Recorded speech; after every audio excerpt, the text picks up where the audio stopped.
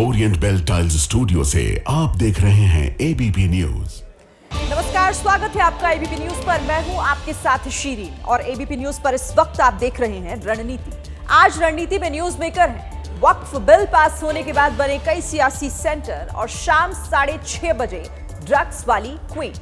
देखिए, लोकसभा और राज्यसभा से वक्फ संशोधन बिल आसानी से पास हो गया, लेकिन इसके विरोध में जगह जगह सियासत के कई सेंटर बन गए हैं। नतीजा ये कि जुमे के दिन चप्पे चप्पे पर सुरक्षा भी चाक चौबंद की गई। बताएंगे इससे जुड़ी हर एक बड़ी खबर। इसके बाद आपको दिखाएंगे रील्स बनाने की शौकीन पंजाब पुलिस की कांस्टेबल पर स्पेशल रिपोर्ट, ड्रग्स वाली क्वीन और उसके कारनामे। इसके अलावा हर वो खबर आपके सामने होगी जहां नई नई रणनीति बन रही है, नए नए दांव पेच आजमाए जा रहे हैं। लेकिन रणनीति की शुरुआत करेंगे आज वक्फ पर मचे उस हंगामे के साथ, क्योंकि बिल पास होने के बाद भी विपक्ष से लेकर हमलावर है।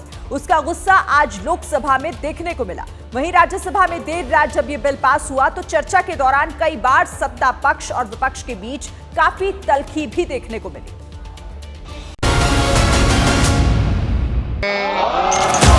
वक्फ बिल दोनों सदनों में पास हो चुका है, लेकिन इसको लेकर हो रहा विरोध थमने का नाम नहीं ले रहा। शुक्रवार को जैसे ही लोकसभा की कार्यवाही शुरू हुई, विपक्ष ने हंगामा शुरू कर दिया। इस हंगामे का शोर इतना तेज था कि सदन की कार्यवाही स्थगित करनी पड़ी। इसके बाद देर रात 12 घंटे तक चली चर्चा के बाद वक्फ बिल राज्यसभा में पास हो गया। इस बिल के समर्थन में 128 और विपक्ष में 95 वोट पड़े। लेकिन बिल पास होने से पहले चर्चा के दौरान कई बार सदन में सत्ता पक्ष और विपक्ष के बीच तीखी बहस हुई। अरे सुनो ना भाई, आप सुनो तो। अरे दिग्विजय सिंह सुनिए, मैं खड़ा हूं ना अपने पैर पर। इशरत जहान, यही एनसीपी पार्टी ने इशरत जहान के घर पर जाकर रुपयों का इनाम भी दिया था और उसको शहीद बताया था। दूसरा कहा, अतीक अहमद किस पार्टी से थे? इंडिया अलायंस की। दूसरा कहा, अंसारी किस पार्टी से? कांग्रेस और इंडिया अलायंस के। दूसरी तरफ एक टकराव प्रफुल्ल पटेल और संजय राउत के बीच देखने को भी मिला। अच्छा, आज पहली बार सर, पहली बार आखिरी में पहली बार हमारे संजय भैया का भाषण नरोबा कुंजोरबा था। कभी नहीं तो बिल्कुल टक टक टक टक टक बोलते। आज क्या बोलूं क्या नहीं बोलूं उनको समझ में नहीं आ रहा था। प्रफुल्ल पटेल को बाला साहब ठाकरे की याद आने की जरूरत नहीं। बाला साहब ठाकरे की अगर याद किसी को आती है तो अपने विचारों से निष्ठावान होना चाहिए। अपने बाप के पीठ में खंजर कुपस करे आदमी भाग गए। शरद पवार उनका बाप था। वक्फ बिल दोनों सदनों में पास हो गया है। राष्ट्रपति के हस्ताक्षर के बाद यह कानून बन जाएगा, लेकिन कांग्रेस वक्फ की लड़ाई को सुप्रीम कोर्ट ले जाने की तैयारी में दिखाई दे रही है। और संविधान का कस्टोडियन सुप्रीम कोर्ट है। सुप्रीम कोर्ट जाएंगे। आप हमारे अधिकारों को कैसे रोक सकते हो? आप कैसे हमारे साथ ये कर सकते हो कि आप हमें हमारी धार्मिक स्वतंत्रता को छीनने का काम कर दो? दरअसल वक्फ बिल का विरोध कर एक बड़े समुदाय को साधने की कोशिश की जा रही है, लेकिन देश का भाईजान किसके साथ खड़ा होगा, ये फिलहाल भविष्य के गर्भ में है। तो वक्फ बिल को लेकर विपक्ष हमलावर है। संसद के भीतर इस बिल की कॉपी फाड़ने वाले एआईएमआईएम अध्यक्ष असदुद्दीन ओवैसी ने भी एबीपी न्यूज को खास इंटरव्यू में बताया कि आखिर वो इतना नाराज क्यों है। मुस्लिम धर्म के धर्म स्थानों को दूसरे नॉन मुस्लिम चलाएंगे, लिमिटेशन एक्ट अप्लाई करके एनक्रोचर्स को फायदा पहुंचा मालिक बनाएंगे और वक्फ बाय यूसेज वहां पर चलेगा, यहां पर निकल जाएगा। तो ये ग्रेव वायलेशन है आर्टिकल 14 का, राइट टू इक्वालिटी का। तो वक्फ बिल को लेकर बिहार में पोस्टर पॉलिटिक्स शुरू हो गई है। आरजेडी ने पोस्टर लगाकर नीतीश को गिरगिट बताया, तो एक पोस्टर बीजेपी की तरफ से भी सामने आया, जिसमें विपक्ष को रावण और प्रधानमंत्री मोदी को राम के रूप में दिखाया है।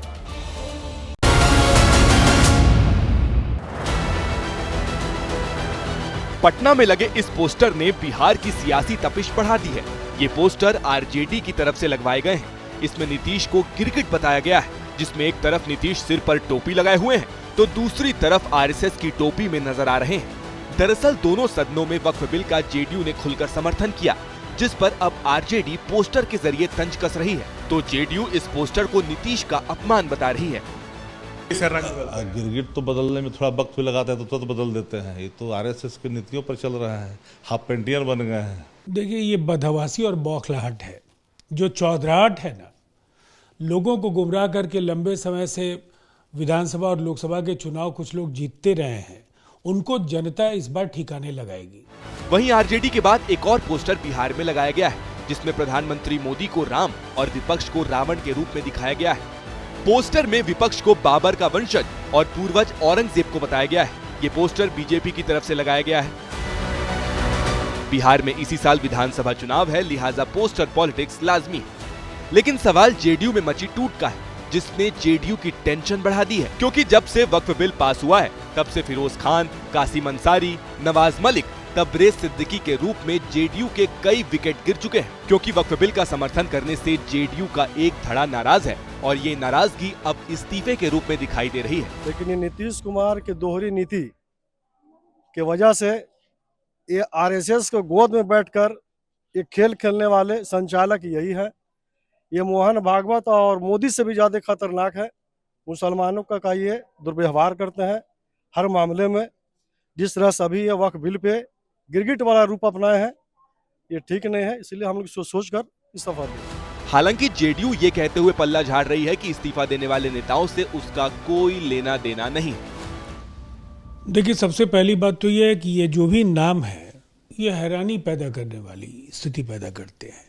इनमें से किसी को सांगठनिक ढांचे का कभी हम लोगों ने हिस्सा देखा ही नहीं है, न कभी किसी गतिविधि में रहे, न पार्टी के किसी पद पर है। ये अफवाहें निहित स्वार्थी तत्वों के इशारे पर फैलाई गई हैं।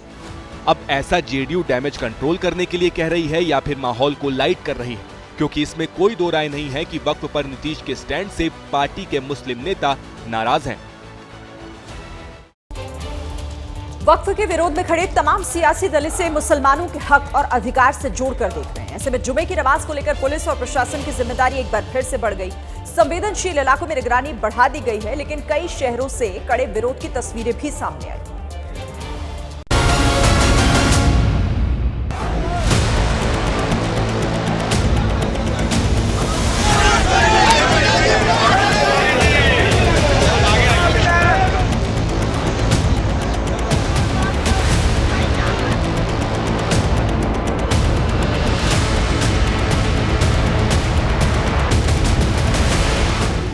टीवी स्क्रीन पर 3 तस्वीरें हैं। पहली मुंबई की है, जहां मुस्लिम समुदाय के लोगों ने वक्फ बिल को लेकर प्रदर्शन किया, तो कोलकाता की सड़कों पर भी वक्फ बिल का खुलकर विरोध हुआ। यही तस्वीर अहमदाबाद में भी दिखी। दरअसल वक्फ बिल के पास होने के बाद जुमे की पहली नमाज थी, जिसको लेकर देश भर में विरोध की आशंका थी, क्योंकि all India Muslim personal law board ने देश भर में विरोध की अपील की थी, जिसकी तस्वीर इस विरोध के रूप में सामने आई।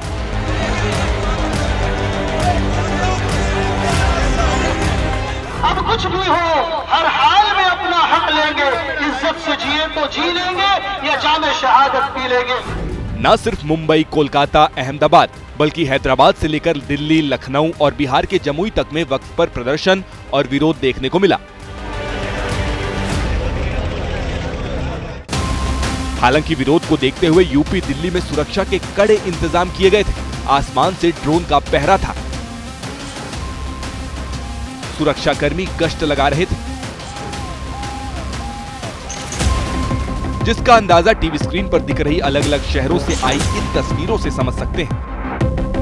और आज जुमे की नमाज को देखते हुए लखनऊ में हाई अलर्ट जारी किया गया है और इस वक्त हम लखनऊ के घंटा घर चौक पे मौजूद हैं और आप देख सकते हैं कि किस तरीके से सुरक्षा कर्मियों को तैनात किया गया है। भारी संख्या में जो लखनऊ पुलिस के जवान हैं, उनके साथ साथ जो अर्धसैनिक बलों के जवान हैं, उन्हें भी तैनात किया गया है। यूपी के मुरादाबाद से लेकर संभल तक सुरक्षा के कड़े इंतजाम किए गए। भारी सुरक्षा बल के साथ जवान जगह जगह गश्त लगाते नजर आए। मुरादाबाद में जुमे की नमाज शांतिपूर्वक तरीके से अदा हो चुकी है और पुलिस का पहरा जो है वो बहुत सख्त रहा। आप देख सकते हैं कि खुद DM Moradabad, SSP Moradabad, SP city Moradabad, तमाम आला अधिकारी जो है जामा मस्जिद पर मौजूद रहे। ये मुस्तैद तैयारी का नतीजा था कि कहीं कोई हिंसक या माहौल खराब करने वाली तस्वीर नहीं आई और जहां से थोड़ी बहुत आई भी उसे वक्त रहते कंट्रोल कर लिया गया। यूपी के फिरोजाबाद में एक वीडियो जबरदस्त वायरल हो रहा है। वायरल वीडियो में एक लड़की बुलेट चला रही है और खतरनाक स्टंट भी कर रही है। अब ट्रैफिक पुलिस ने इस मामले में सख्त कार्रवाई की है।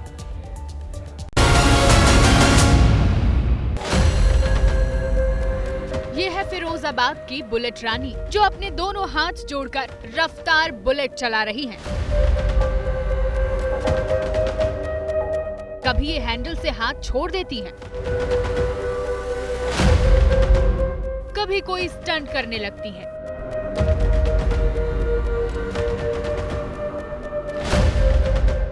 तो कभी डांस के स्टेप भी लगातार चलती बुलेट में जारी है।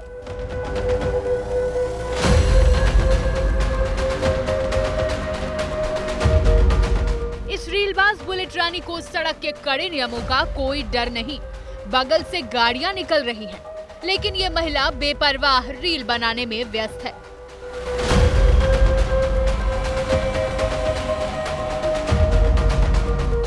पूरे देश में चलने वाली गाड़ियों में हाई सिक्योरिटी नंबर प्लेट लगाने का कानून है, लेकिन इस रील बनाने वाली महिला की नंबर प्लेट में लिखा है बुलेट रानी _3271। इस महिला ने न सिर्फ वीडियो बनाया बल्कि सोशल साइट पर इसे अपलोड भी कर दिया। स्टंटबाजी का ये वीडियो सोशल मीडिया पर आग की तरह फैल गया। वायरल वीडियो पर पुलिस ने संज्ञान लिया। बुलेट के नंबर के आधार पर गाड़ी की पहचान की गई और उस बुलेट को सीज कर दिया। एक सोशल मीडिया पे एक बाइक से खतरनाक स्टंट करते हुए का एक वीडियो वायरल हुआ था। इसमें प्रभारी निरीक्षक लाइन पार और प्रभारी निरीक्षक यातायात द्वारा उचित कार्रवाई करते हुए 22,000 रुपये का चालान इसमें किया गया है। साथ ही साथ जो बुलेट वाहन था उसको सीज भी कर दिया गया है। साथ ही ट्रैफिक पुलिस ने 22,000 रुपए का जुर्माना भी ठोक दिया है। चलती रोड में रील बनाना इस वक्त देश के लिए बड़ी चुनौती बन गया है। ऐसे रीलबाज न सिर्फ अपनी जान जोखिम में डालते हैं, बल्कि सड़क पर चल रहे दूसरे लोगों को भी खतरे में डाल देते हैं। इधर थाईलैंड में बिम्स्टेक की बैठक के बाद प्रधानमंत्री नरेंद्र मोदी श्रीलंका के लिए रवाना हुए हैं, लेकिन उससे पहले प्रधानमंत्री नरेंद्र मोदी और बांग्लादेश के अंतरिम सरकार के चीफ मोहम्मद यूनुस के बीच मुलाकात हुई। बांग्लादेश में उपजे तनाव के बाद दोनों देशों के बीच ये पहली बड़ी मुलाकात है। करीब 40 मिनट तक चली इस मुलाकात में पीएम मोदी ने बहुत कुछ कहा और बिना कहे भी बहुत कुछ समझा दिया।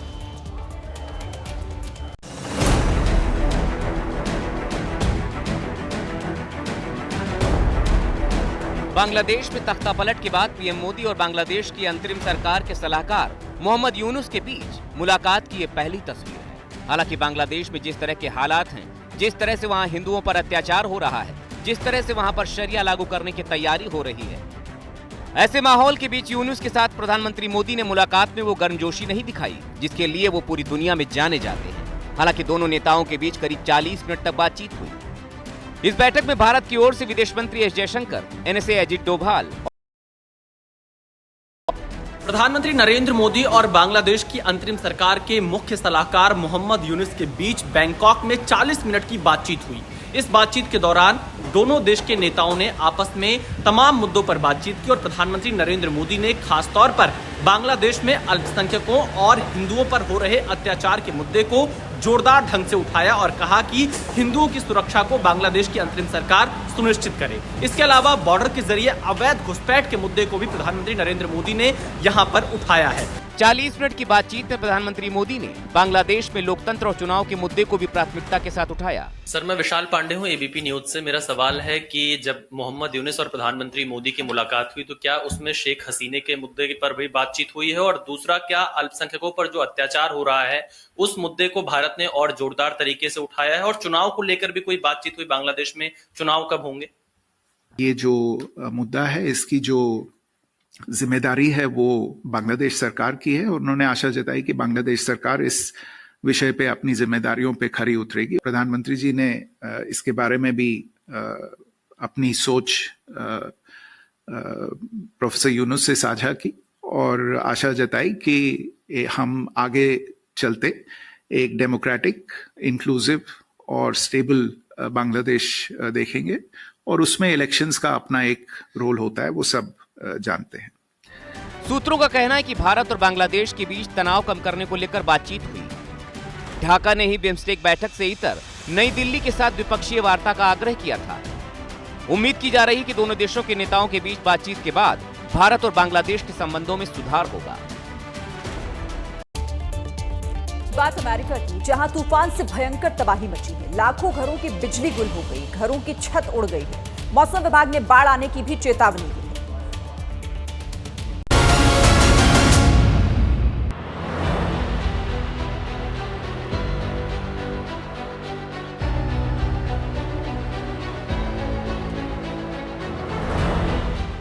कहीं उड़े मकान, कहीं उड़ी दुकान, कार, पेड़, पुल सब उड़ रहे हैं। तबाही की ये तस्वीरें अमेरिका की है, जहां तूफान ने भयंकर कोहराम मचा रखा है।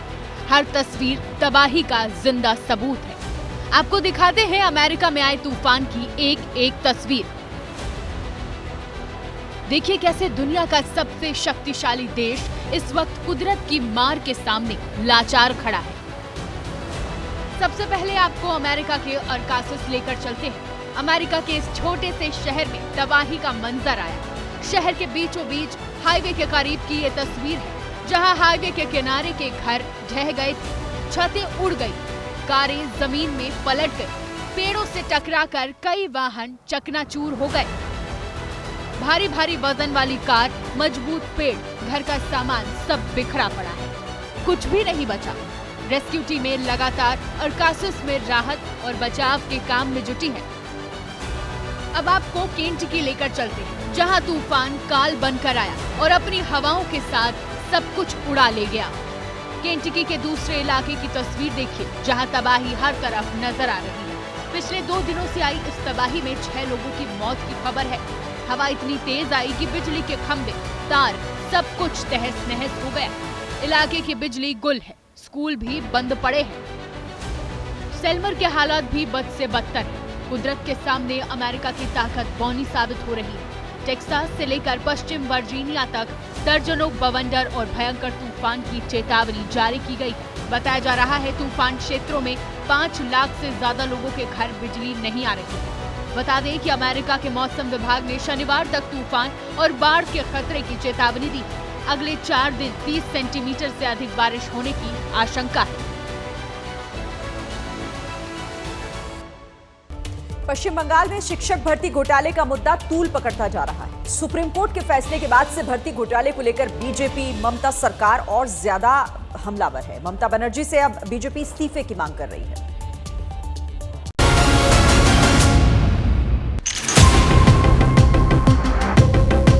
कोर्ट ने उल्टा बोला कि दूध और पानी अगर अलग नहीं किया जा सकता तो पूरा ही फेंक दो। ममता बनर्जी को रेजिग्नेशन देना ही हो। बंगाल में शिक्षक भर्ती घोटाले पर ममता सरकार को सुप्रीम झटके ने बीजेपी को बैठे बिठाए बंगाल सरकार के खिलाफ हमले का बड़ा हथियार दे दिया है। शिक्षकों की भर्ती में घोटाले पर तो बीजेपी हमलावर है ही, वो ममता के उस बयान पर निशाना साध रही है जिसमें ममता ने सुप्रीम कोर्ट के फैसले को दिल से न मानने की बात कही। किसी मुख्यमंत्री की हिम्मत हो सकती है ऐसे, वो सुप्रीम कोर्ट के लिए कहे कि हम सुप्रीम कोर्ट के ऑर्डर को नहीं मानेंगे। दिस इज हिटलरशिप, ये होता है डिक्टेटरशिप। जो खरीदना है आपको, टीचर खरीदना है, नौकरी खरीदना है, सैंड लेके नदी से बेचना है, जो चाहे आप कर सकते हैं, सिर्फ पैसा देना है। शॉपिंग मॉल बना के रख दिया है ममता बनर्जी पश्चिम बंगाल को। हालांकि हैरानी की बात तो ये है कि बंगाल में शिक्षक भर्ती घोटाले में बीजेपी के आरोपों से अपना बचाव करने के लिए ममता सरकार व्यापम घोटाले का नाम उछाल रही है। पूछ रही है क्या बीजेपी ने एक्शन लिया था? तो व्यापम स्कैम में किसने इस्तीफा दिया था? कोई इस्तीफा दिया था क्या? व्यापम स्कैम में कौन सी कार्रवाई हुई थी? कोई कार्रवाई हुई थी क्या? सबसे पहले बीजेपी को व्यापम स्कैम में देखना चाहिए, वहां क्यों नहीं इस्तीफा दिए और बीजेपी उस पर कार्रवाई क्यों नहीं की मध्य प्रदेश में। 2016 में स्टेट स्कूल सर्विस कमीशन के जरिए हुई भर्ती के लिए 23 लाख से ज्यादा लोगों ने परीक्षा दी थी। 25,000 से ज्यादा पदों पर शिक्षकों और गैर शिक्षकों की भर्तियों में बड़े पैमाने पर भ्रष्टाचार के आरोप लगे थे। भर्ती प्रक्रिया को लेकर गड़बड़ी का आरोप 2017 को ही सामने आई थी। तब 5 लाख से लेकर 15 लाख तक घूस लेकर भर्ती करने का आरोप आया था। कलकत्ता हाई कोर्ट ने इस मुद्दे पर सुनवाई करने के बाद शिक्षक और गैर शिक्षकों के भर्तियों पे रद्द लगाई गई थी।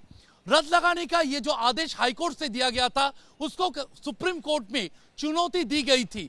सुप्रीम कोर्ट ने भी लंबी सुनवाई के बाद 2025 के 3 अप्रैल को हाईकोर्ट का जो आदेश था उसको सही माना और शिक्षक भर्ती के इस प्रक्रिया पे रद्द लगाया गया है। सुप्रीम फैसले में अच्छी बात यह रही कि भर्ती के बाद से शिक्षकों को मिले वेतन और भत्ते को वापस नहीं करने की राहत दी। इसके साथ ही 3 महीने में नई भर्ती प्रक्रिया पूरी करने के लिए कहा है। आग लगी और आरोप है कि फायर ब्रिगेड की गाड़ी देरी से पहुंची तो ग्रामीणों का गुस्सा फूट पड़ा और दमकल वाहन के साथ साथ दमकल कर्मियों की भी पिटाई कर दी। ये पूरी खबर देखिए।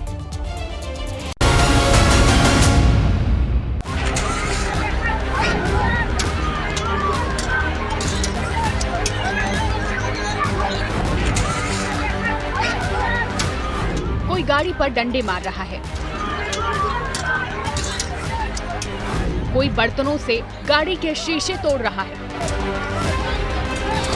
कोई गाड़ी पर पानी डाल रहा है, किसी के हाथ में लोहे का बड़ा औजार है। ये सब कुछ हो रहा है बिहार के सुपौल में। गाड़ी दमकल विभाग की है। जिनसे मारपीट हो रही है वो सब अग्निशमन कर्मी। पूरी खबर आपको बताते हैं। सुपौल जिले के करीमनटोला में निजामुद्दीन के घर चूल्हे की चिंगारी से आग लग गई, जिसकी चपेट में आसपास के 6 घर आ गए। आग लगते ही ग्रामीणों ने अपने स्तर पर आग बुझाने की कोशिश की। प्रशासन को सूचना दी गई। सूचना मिली तो फायर ब्रिगेड की गाड़ियां बीरपुर से भेजी गई। दमकल वाहन घटना स्थल पर जब तक पहुंचा तब तक ग्रामीणों ने आग पर काबू पा लिया था, लेकिन दमकल की गाड़ियां देरी से पहुंचने पर ग्रामीणों का गुस्सा फूट पड़ा। आक्रोशित भीड़ ने दमकल वाहन में तोड़फोड़ शुरू कर दी।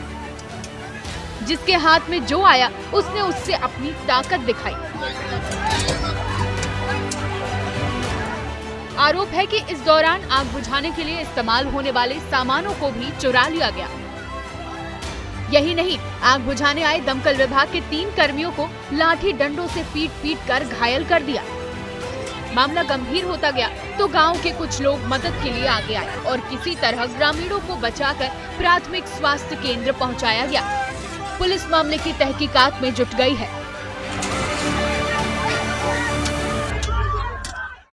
और अब आपको केरल लेकर चलते हैं, जहां के पलक्कड़ में नेन्मारा वलंगी वेला फेस्टिवल का आयोजन किया गया, जिसमें जोरदार आतिशबाजी से आसमान जगमगा उठा।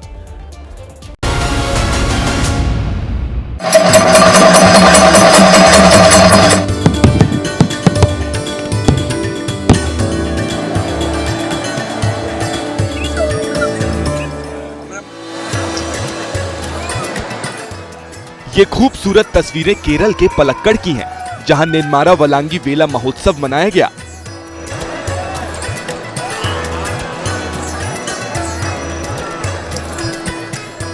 ये त्योहार पलक्कड़ में नेल्ली कुलंगरा भगवती मंदिर में मनाया जाता है। इस त्योहार की परंपरा, इतिहास आपको बताएंगे, लेकिन उससे पहले इन तस्वीरों को देखिए। हाथियों को तैयार किया जा रहा है।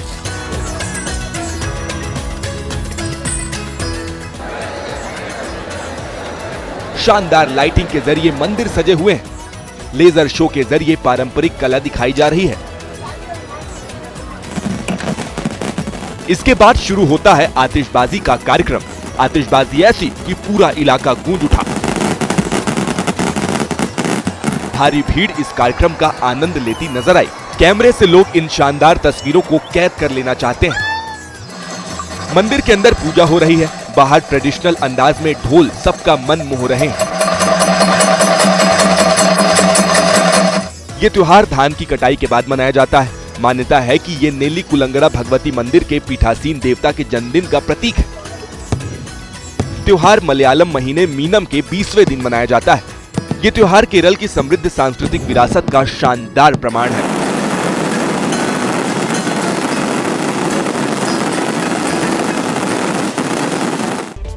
अपनी भक्ति और आध्यात्मिकता के लिए जाने जाने वाले उद्योगपति अनंत अंबानी इन दिनों 130 किलोमीटर की पदयात्रा पर हैं। जामनगर से द्वारका के द्वारकाधीश मंदिर तक की इस आध्यात्मिक यात्रा के दौरान वो रोज 6 से 7 घंटे तक 20 किलोमीटर पैदल चल रहे हैं। अनंत की इस यात्रा के दौरान बागेश्वर धाम के धीरेन्द्र शास्त्री भी शामिल हुए।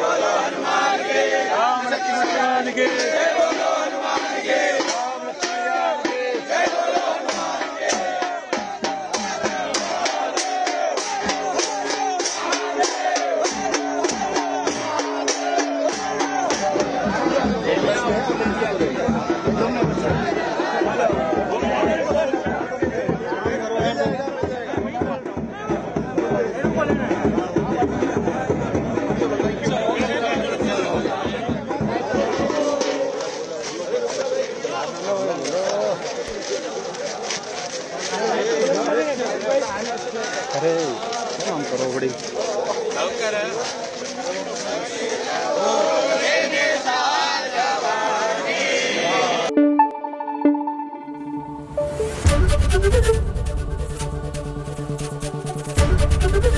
एबीपी न्यूज आपको रखे आगे।